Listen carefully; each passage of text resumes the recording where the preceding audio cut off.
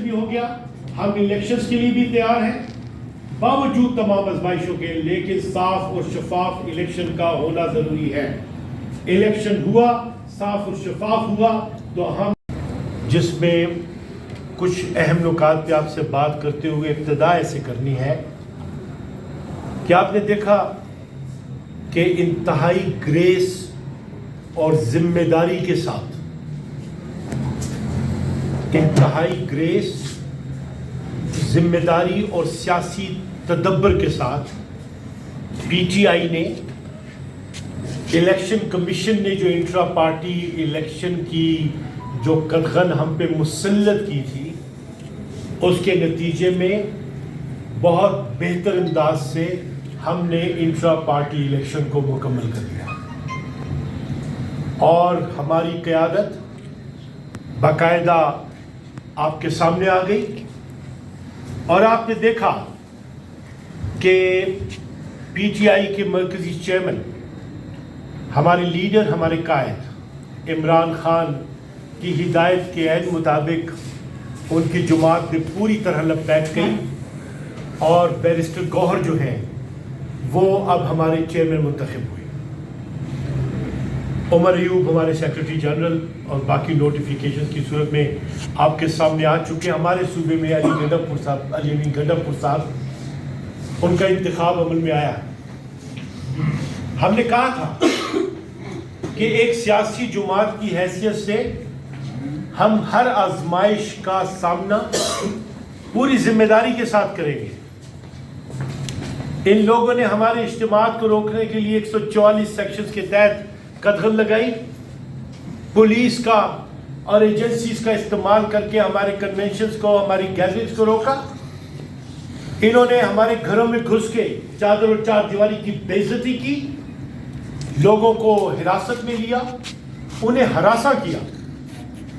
ایسی صورتحال میں ہمیں سب سے زیادہ بھروسہ اپنی سکلز پہ کرنا تھا, اور آپ نے دیکھا کہ ہم نے ان کی مذموم سازش جو تھی اسے ناکام بنایا, اور بتایا کہ ہمارے اندر اتنی صلاحیت موجود ہے کہ ہم رول آف لا کے لیے, کانسٹیٹیوشن کو اپہولڈ کرنے کے لیے, ہر چیلنج سے نمٹنے کے لیے تیار ہیں. اور انٹرا پارٹی الیکشن ہوا, اور بیرسٹر صاحب جو ہے انہیں الیکٹ کیا گیا, اور تمام سیاسی پارٹیز ورطۂ حیرت میں مبتلا ہو گئی.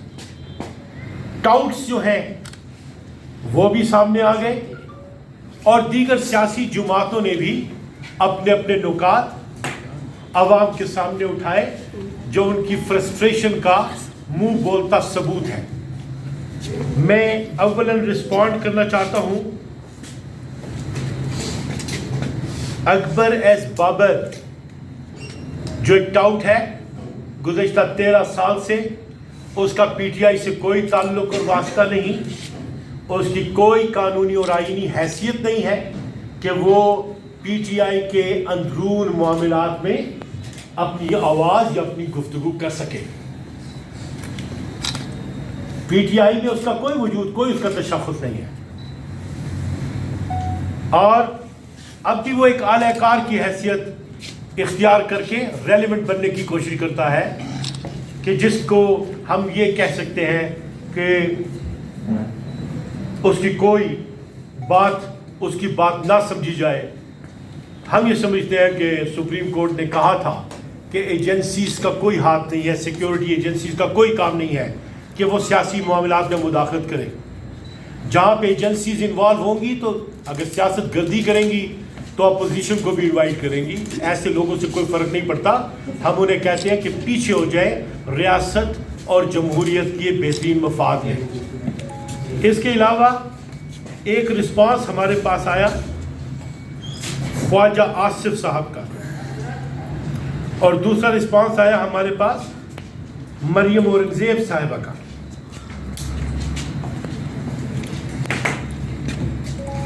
خواجہ آصف کو عمر کے اس حصے میں ہوش کے ناخن لینے چاہیے. ان کی نمود جس گھرانے میں ہوئی, ان کے بزرگ مجلس شورا جو پہلے بنائی گئی اس میں انتظام کے تحت آئے تھے. اور وہ بات کرتے ہیں اس امر پہ کہ ہم نے کس کو پریزیڈنٹ، ہم نے کس کو اپنا چیئرمین بنانا ہے، یہ ان کا کام ہے.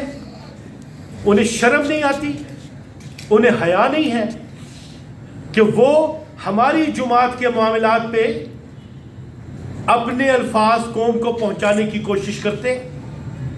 کٹ پتلی کون ہے؟ مریم اورنگزیب ہے. کٹ پتلی کون ہے؟ خواجہ آصف ہے، تنخواہ دار ملازم ہے. وہ ان لوگوں کی نمائندگی کرتے ہیں جن لوگوں نے اس ملک کو پبلک لمیٹڈ کمپنی سمجھا ہوا ہے، جن کے خلاف سپریم کورٹ کے 3 ڈیسیجنز آ چکے ہوئے. پوری قوم پسند نہیں کر رہی جو کہ اب ہو رہا ہے، اور وہ بیرسٹر کی نسبت سے بات کرتے ہیں. تو انہیں سمجھنا چاہیے کہ پاکستان کو بنانے والا بیرسٹر، پاکستان کا پہلا وزیر اعظم بیرسٹر جسے شہید کر دیا گیا، ذوالفقار علی بھٹو بیرسٹر جسے تختہ دار پہ لٹکا دیا گیا. لیکن رول آف لا کے لیے، ساورینٹی کے ارتقاء کے لیے جو بہتر اقدام زمانہ حاضر میں عمران خان نے سر انجام دیا ہے، وہ آنے والے دنوں میں آپ کو معلوم ہوگا کہ وہ ایک تاریخی فیصلہ، کامیاب تاریخی فیصلہ قرار پائے گا. پورے ورکرز پی ٹی آئی کے عمران خان کی قیادت تلے متحد ہیں. ہر وہ بات جو کہ عمران خان کی زبان سے آئے گی اور آئی ہے، اس پہ عمل درآمد ہوا ہے اور عمل درآمد کیا جائے گا. اور عمران خان نے ہر بات اس ملک کی ساورینٹی کو مد نظر رکھتے ہوئے، آئین کو مد نظر رکھتے ہوئے، قانون کو مد نظر رکھتے ہوئے کہی ہے. اب آتا ہوں میں خاص طور پہ فیصل کنڈی صاحب کی نسبت سے. انہوں نے فرمایا کہ پیپلز پارٹی کا جیالہ، پیپلز پارٹی کا جیالہ، انہیں یہ سمجھنا چاہیے کہ وہ جن کے جیالے ہیں ان کی تربیت بھٹو نے نہیں کی تھی. انہیں یہ سمجھنا چاہیے کہ اگر وہ اپنے جیالے ہونے کی بات کر رہے ہیں تو محترم ذوالفقار علی بھٹو مسلم لیگ کے سیکرٹری جنرل تھے اور آ کے انہوں نے اپنی جماعت بنائی. نظریہ پاکستان ایک آئیڈیالوجی ہے جسے ارتقا دینے کی کوشش بھٹو نے بھی کی تھی، اور آج واحد عمران خان ہے جو اس پہ کام کر رہا ہے. یہ چیزیں سمجھ لینی چاہیے کہ پاکستان میں جینون لیڈر فقط ایک ہے، وہ عمران خان ہے. عمران خان کی بنائی ہوئی تحریک انصاف کے حصول کے لیے ہمیشہ جدوجہد کرے گی. جو ہماری پارٹی کے انتخابات محترم نیازی صاحب نے، نیاز اللہ نیازی صاحب نے کروائے، وہ 2009 میں بھی اور اس سے قبل بھی، ہمارے 2012 میں بھی ہماری پارٹی کے الیکشنز کروا چکے ہیں. اور پھر جب نامینیشن پیپرز ہوئے تو انہی لوگوں نے نامینیشن پیپرز دیے جنہیں آشیرواد حاصل تھی عمران خان کی. اور عمران خان کی خواہش کے برعکس کسی نے بھی یہ آپٹ نہیں کیا کہ وہ بالمقابل اپنی کینڈیڈیچر جو ہے وہ آ کے انٹروڈیوس کرا سکے. اتنا نظم ہے پی ٹی آئی میں، اتنی چاہ ہے پی ٹی آئی کے اندر عمران خان کے لیے کہ عمران خان ہی جو اشارہ کریں گے اس پہ عمل درآمد ہوگا. اور وہ اس کا یہ عالم ہے کہ بیرسٹر گوہر جو ہیں وہ جب اس مسند پہ برات جمع ہوئے تو انہوں نے کہا کہ یہ منصب میرے پاس سمجھ لیجئے ایک امانت ہے عمران خان کی. عمران خان کی امانت کے طور پہ انہوں نے اس فرض کو، اس منصب کو قبول کیا. اس وقت جو بیرسٹر گوہر ہیں انہوں نے اپنی شبانہ روز محنت، قابلیت، بھروسے اور اعتماد کی بنیاد پہ یہ مقام حاصل کیا. اور آپ دیکھ لیجئے کہ نہ یہاں پہ موروثیت آئی، نہ وراثت کا تذکرہ ہوا، بلکہ کہا تھا کہ نوجوانوں کو آگے لانا ہے، جوان قیادتوں کو آگے لے کے آنا ہے. تو آپ نے دیکھا کہ عمران خان نے وہی کیا جو کہ اس نے ہمیشہ بولا. عمران خان کیپٹن ہے، he is to be followed, he will be followed, اور اسی کے کہنے پہ عمل درآمد ہونا ہے. پی ٹی آئی پاکستان کی پاپولر ترین جماعت ہے جو ہر کام آئین اور قانون کے مطابق کرتی ہے. دوسری بات، اگر تو یہ سیاسی اخلاقیات پہ من گھڑت اور کھوکھلی باتیں کرنی ہیں تو میں پی ٹی آئی کے مرکزی ترجمان کی حیثیت سے چیلنج تھرو کرتا ہوں فیصل کنڈی صاحب کے لیے بھی, مریم اورنگزیب کے لیے بھی اور خواجہ آصف کے لیے بھی آئیں ایک نیشنل ڈیبیٹ ارینج کر لیں اور کھڑے ہو جاتے ہیں اور پھر بات کرتے ہیں کہ پاکستان کے لیے کون سوچتا ہے, پاکستان کو کون سینچتا ہے, پاکستان کو کس نے لوٹا ہے اور پاکستان کو کون لوٹ رہا ہے, کون پاکستان کی تباہی کا ذمہ دار بنا اور کون پاکستان کو اپنے پیروں پہ کھڑا کرنے کی کوشش کر رہا ہے. فرق ہے. یہ چیلنج تھرو کرتے ہیں کہ ان کی ہر بات میں جھوٹ اور ملازمت کا شیوا جو ہے وہ بالکل واضح نظر آتا ہے. عمران خان کی جماعت ایک جمہوری جماعت ہے جو اس ملک میں الیکشن کرانے کے لیے کڑی آزمائشوں سے گزر رہی ہے اور ہم کڑی آزمائشوں سے گزریں گے. ہمارے اندر انر اینیمیز لانے کی کوشش کرتے ہیں, کبھی جھوٹے فساد اور ٹریپ بکھیرنے کی کوشش کرتے ہیں. یہ لوگ کبھی بھی اس مقصد میں کامیاب نہیں ہوں گے, اس لیے کہ ہم نے یہ کمٹمنٹ کی ہوئی ہے کہ شہداء جن کے خون سے یہ پاکستان سینچا گیا ہے ہم ان کے لہو سے ایفا اور وفا کریں گے. پاکستان کو وہی مقام دلائیں گے جو کہ قائد اعظم نے کہا تھا اور جس کے لیے خود بھٹو صاحب نے بھی کوشش کی تھی. پاکستان شہیدوں کا ملک ہے, جمہوریت کے لیے بنا ہے.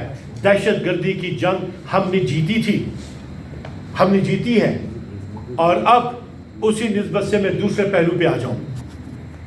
دہشت گردی کا بالکل کلا کما ہو گیا تھا, ڈائلاگ کے سلسلے شروع ہو گئے تھے اور ملک خوشحالی کی طرف بڑھ رہا تھا. اب غلام علی صاحب کہتے ہیں کہ جی دفعہ 144 کا لگنا ضروری ہے اس لیے کہ ہم نے دہشت گردی کو روکنا ہے.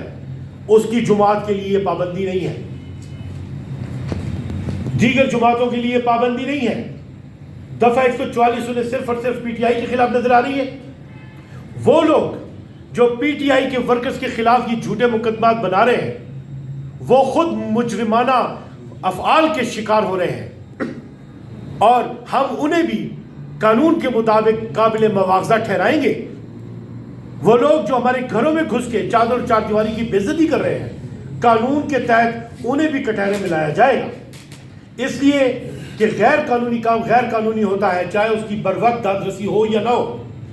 آنے والا وقت اس کی داد رسی کر سکتا ہے اور یہ داد رسی ہو کے رہے گی, اس لیے کہ اس ملک کا مستقبل ہم نے اپنی نوجوان نسل کو ٹرانسفر کرنا. مجھے بہت خوشی ہے آپ لوگوں کے ساتھ انٹریکٹ کر کے, اور میری یہ کوشش رہ رہی ہے خاص طور پہ کے پی کے حوالے سے بھی کہ ایک ترجمان کی حیثیت سے پارٹی کے میں آپ لوگوں کو ساتھ کنیکٹ کر سکوں, آپ لوگوں کے سوالات کے جوابات دے سکوں, اس لیے کہ تاریخ میں ایسا نازک وقت پہلے گزرا ہی نہیں.